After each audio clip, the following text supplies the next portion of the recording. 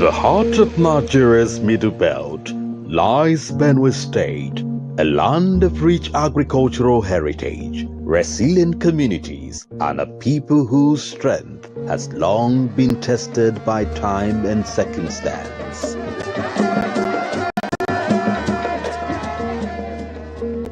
For years, the promise of accessible and reliable healthcare remained uneven across many parts of the state. Rural communities, in particular, bore the burden of distance, limited facilities, and overstretched medical personnel.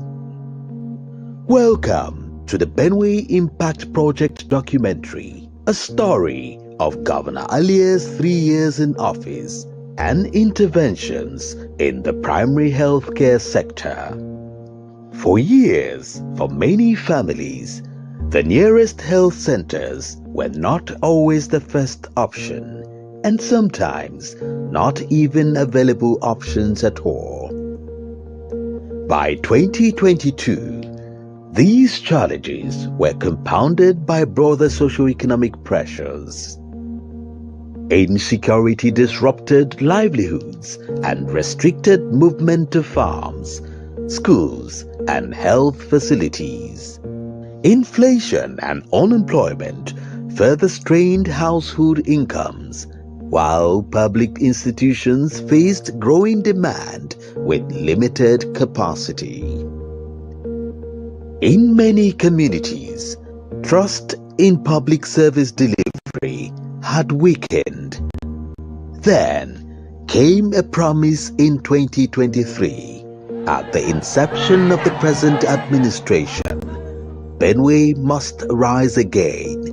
Benue State is the real thing, and Benue State is the home for development, not only for Benue.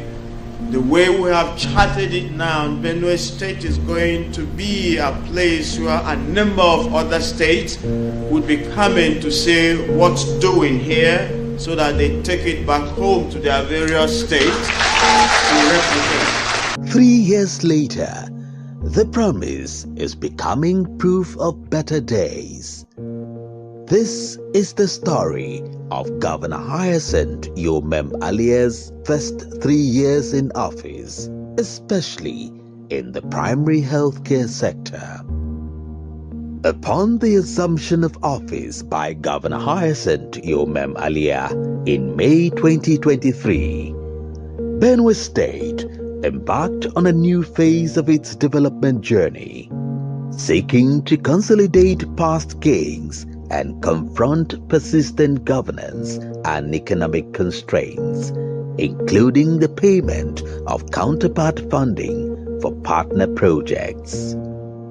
This, the Deputy Governor said, was deliberate in order to regain the confidence of development partners. Healthcare delivery was one of our focal points. So we had done a lot of study, about the situation in Benue State. By the time we came, I want to make bold to say that the primary health care centers were totally dilapidated. Virtually all the facilities were operating at below 20% of their installed capacity. This was a situation that was unacceptable, and so we came prepared to address those issues. In response to these realities, Alia's administration articulated a transformative agenda anchored on 7 pillars. And the first thing the government did was to see how they can scale up budget provisions for the health sector. And before now, the most to which was allocated in terms of boosts to health was within the neighborhood of close to just about 5-6% of the budget. But when the government came into place, His Excellency Reverend Father Dr. Hyacinth Yomem Alia prioritized health and said that we must strive to meet the minimum benchmark as regards what is agreed for developing economies, which is 15%. And that we did by ensuring that our provisions in terms of health, which is an aspect of human capital development, was scaled up to 15% bold. And that's the trajectory that we kept till date from 2023 2024, 2025, and now 2026. As the government paid her counterpart for the impact project now started picking up some PACs, which they upgraded. The essence was to try to see how at least they'll be able to reach 276 wards within the state. That each council ward should have at least an upgrade in terms of what impact should be able to do within that council, while the rest of the remaining 1,000 plus PHCs, the government will now see how they can put in form that. The approach employed by the earlier administration reflects an evolution in the planning history of Benue State. Successive administrations had attempted to translate political promises into actionable frameworks, but there was a problem. It's not just ideal for you just build facilities and then keep. Where are the people that are going to man those facilities to be able to ensure that our undeserved public are able to access healthcare? And one of the things that the government has done is to ensure that they scale up the training of our medical personnel. The second thing, again, is that the government has recently gone into a memorandum of understanding with the Ministry of Health in conjunction with the National Primary Healthcare Board to ensure that they now start seeing how we can start, getting that is the community health extension workers within these spaces so that they can man most of these facilities that the government is doing. Human capital development sits at the heart of the BSDP social development framework, and in 3 years, the health sector tells the story best, led by the Honorable Commissioner for Health and Human Services and others. A lot has been done in the primary healthcare, in the secondary healthcare, and also in the tertiary. Starting from the primary healthcare, currently about 110 primary healthcare facilities are undergoing upgrade or revitalization. He is doing that with the aim of bringing health closer to the people, because the primary health care is the first point of contact for our people in our communities. So the governor has graciously taken that upon himself, that is going to revitalize at least one primary health care in all our wards. Our immunization coverage has been expanded. There is also the supply of essential commodities and consumables. The redeployment and distribution of staff to our health facilities has also been going on. So a lot is happening in the primary. At the tertiary level, the plan prioritizes infrastructure and service improvements at institutions such as the Benue State University Teaching Hospital to expand access to quality health care. Within 3 years of this administration, new specialist units, upgraded wards, and modern equipment are changing the story for thousands of Benue people. This government, under the leadership of the Reverend Gentleman, who is our governor today, has committed to paying all the counterpart funding that is expected from the state. When we came, the World Bank had virtually folded up and were leaving the states. We had to move in quickly, to meet our own obligations of counterpart funding for us to be able to draw down on, the interventions that were coming to the states. It was a deliberate step we took so that we can harness all the benefit of the partnerships that were already knocking on the door. And for those who had even left the states, we were able to reignite the relationship, and set out, to meet our own obligations. And once we did that, the funds came in. The development partners, give us our own part of the funding. We take ownership. We drive the reforms. We coordinate all of the activities to make sure that whatever needs to be done is done locally, because we need to have a sustainable plan of managing our health sectors and keeping them working even long after intervention agencies are gone. But the biggest impact is at the grassroots, which is primary health care. The Benue state government, facilitated by the federal government of Nigeria, took a loan from the World Bank for intervention in this sector. The focus was system strengthening, human resources for health, equipment, and infrastructural development. The funds are administered by the Impact Project through the Benue State Primary Healthcare Board. The Acting Executive Secretary of the Board speaks on the project's interventions in the PHCs. Before the revitalization, most of our facilities were on level 1. And upgrading to level 2, it means basic infrastructure has to be available. For example, they need water, electricity, and the buildings. So the revitalizations has upgraded the facilities in those PHCs. At least those facilities are fenced. There is provision for OPD, pharmacy, lab, antenatal, and even delivery rooms.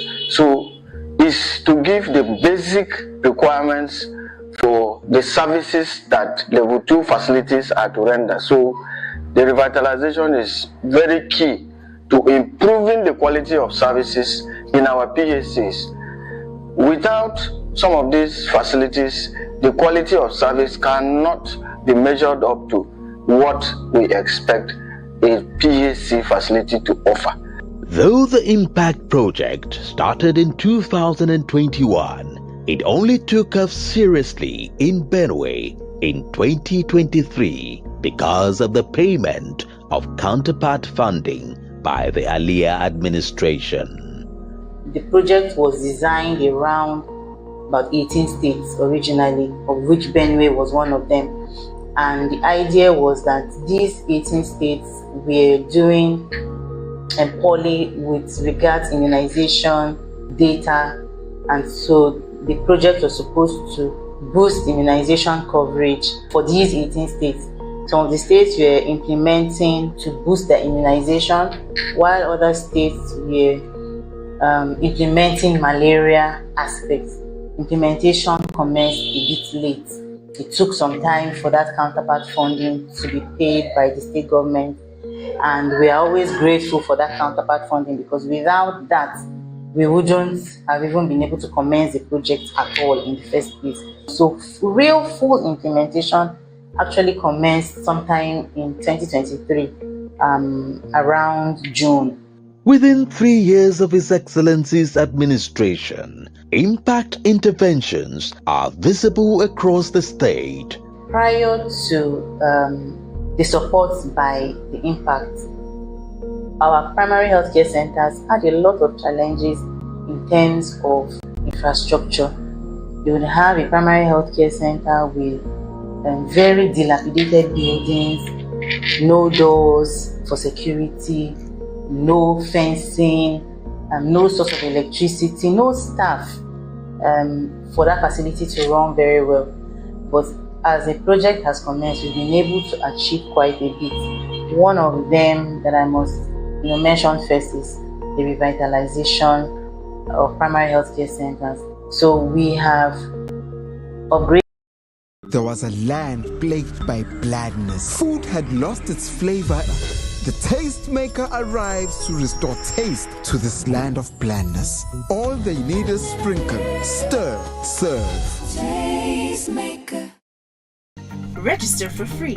Choose from over 200,000 vehicles online. Get your car straight from the USA and Canada. Financing is available. Auction Expert, business you can trust.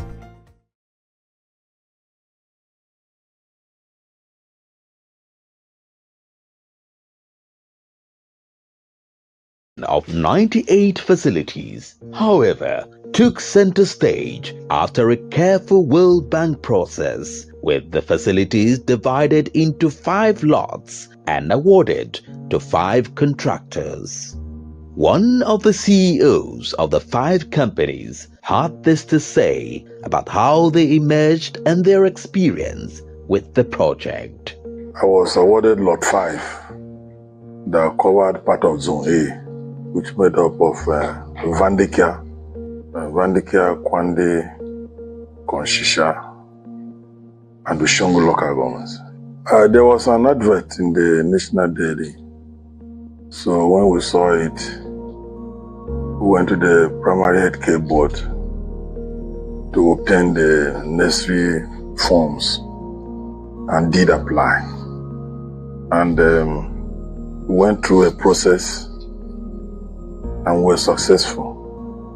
Because the projects were large in number, the World Bank made upfront payments, 30%. That enabled us to move fully to sites and begin to work. And because the state had paid its counterpart fund and we understand the money was ready, you know, and the upfront payment they made, it gave us the boldness to also go to our banks and get more money and continue work.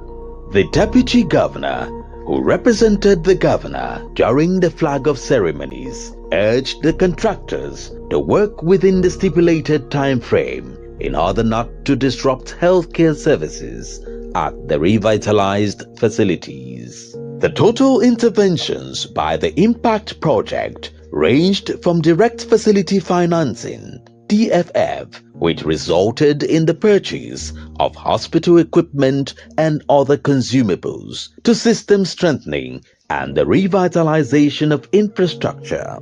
Some of the officers in charge spoke on the benefits their facilities derived from the DFF. I reported here 2 years back. Every place was leaking, especially the zinc area. Things were scattered. But with the coming of Impact had come and make the facility a new place in Macaulay, I would say so. A new place.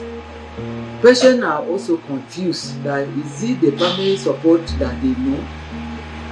If you can go around, many things will change.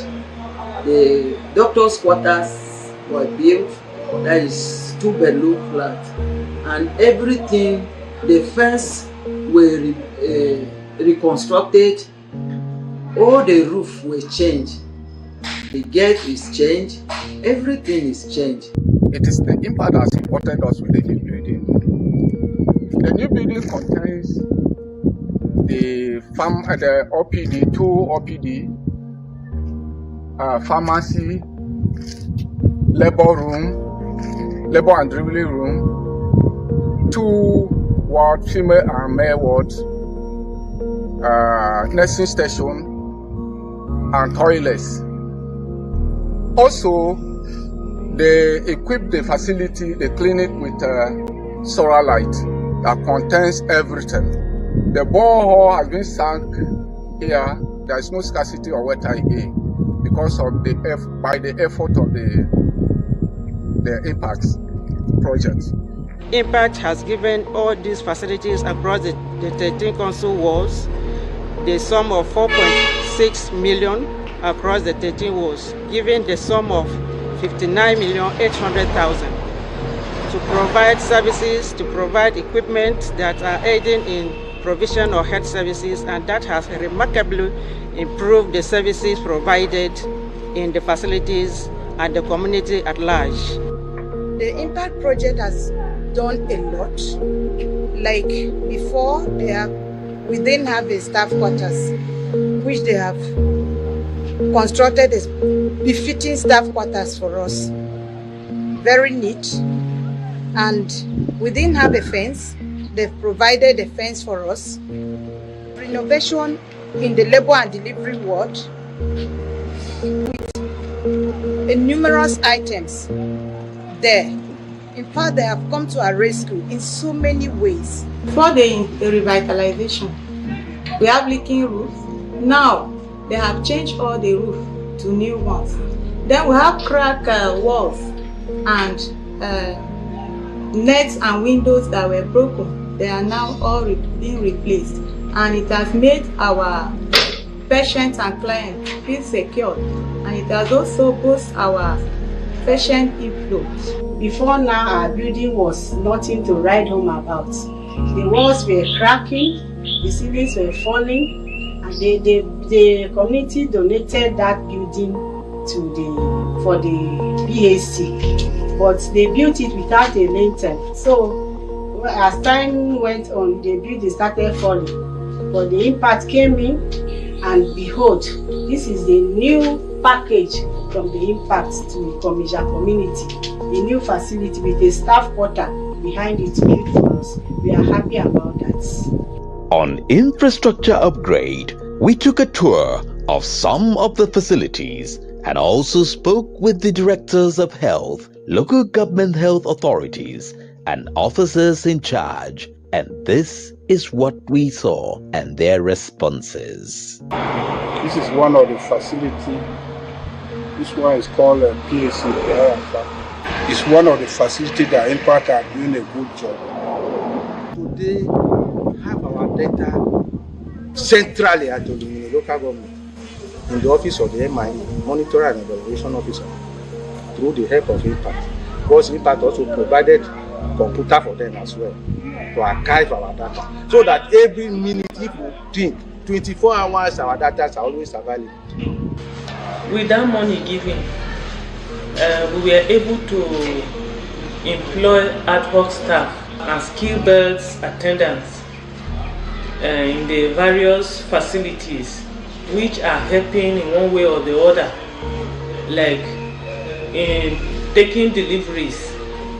IPAC project came in 2023, provided 4.6 million, amounted to over 55 million, which was used for the purchase of equipment and other consumables. They have also revitalized 4 facilities, and out of the 12, which we have BO, SAI, PSC, IO, AMAF, where I'm currently sitting for supervision. The payment of counterpart funding in 2023 indeed unlocked the Impact project with the renovation and equipping of over 90 primary health care centers across Benue State. Here is more of what the health facilities were and what they became at the completion of works, which is expected to move them to the second level of categorization by the National Primary Healthcare Agency. The Impact Project interventions resulted in the retraining and deployment of more than 1,500 health workers across the sector. Staff recruitment was also prioritized through this project and other arrangements with the government and development partners. It's a complete package. We are doing perimeter fencing, so that we can address security issues. We are providing accommodation that will house doctors and nurses. We are providing alternative energy through the use of solar, so that we can energize these facilities and keep, all the equipment working. Beyond that, the World Bank has also made an intervention, in conjunction with Benue State government. The staff recruitment and distribution is also something the government looked at seriously and is taking it upon himself, because it's not just the building of the structure, but the manpower is also crucial. I sincerely appreciate His Excellency, the Governor of Benue State, for the conducive environment he has provided for improvement of quality of service at PSCs, and for our partners that are supporting us. Impact, we will not say enough to thank you for what you have done for the state so far. 3 years into His Excellency's administration, a new Benue is being born. And this is just the beginning. Moving forward, The government of Reverend Father Alia plans in the short, medium and long terms to undertake the following in the health sector as outlined by the Honorable Commissioner for Health and Human Services and the Deputy Governor. This government believes in quality, this government believes in sustainability. And the reforms that he has started, he is committed to deepening that reforms. 3 days ago, I was at the Moses Adasu, Reverend Father Moses Adasu University. I represented the visitor, the university, the governor of Benue State, where we graduated the first set of graduates who have undergone the training in nursing. So these are people who now have the bachelor's degrees in nursing sciences. And during that induction, also, the president of the National Association of Nigerian Nurses and Midwives made a special appeal to the government of Benue State that this first set of graduate nurses should be absorbed by the Benue State government. It's in the coming from me, Gida. While the foreign a delicious plate of miyan kuka. Wannan miyan kuka yana da daɗi sosai. Also do the compulsory national service, the NYSC, after which we will now engage them.